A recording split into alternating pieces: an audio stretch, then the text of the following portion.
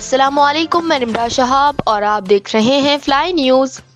اس سال ابوبکر صدیق رضی اللہ تعالیٰ عنہ کا دن سرکاری سطح پر نہ منایا گیا تو دمادم مست کلندر ہوگا۔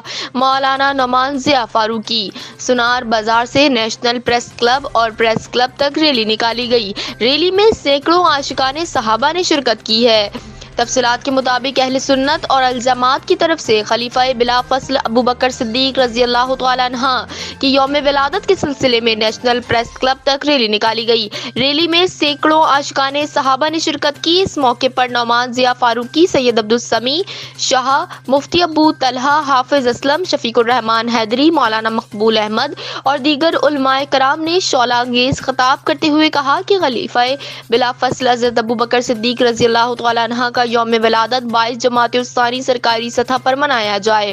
مولانا ضیاء فاروقی نے حکومت وقت کو الٹیمیٹم دیتے ہوئے کہا کہ اگر اس سال حضرت ابوبکر صدیق کا یوم ولادت سرکاری سطح پر نہ منانے کا اعلان نہ کیا گیا تو ہم دمادم مست کلندر کریں گے۔ انہوں نے کہا کہ ہماری جماعت پرامن ہے مگر ہمیں چھیڑ چھاڑ نہ کیا جائے۔ اگر کسی بھی صحابہ کرام کی شان میں گستاخی کی گئی تو ان گستاخوں سے دونوں ہاتھوں سے نمٹا جائے گا۔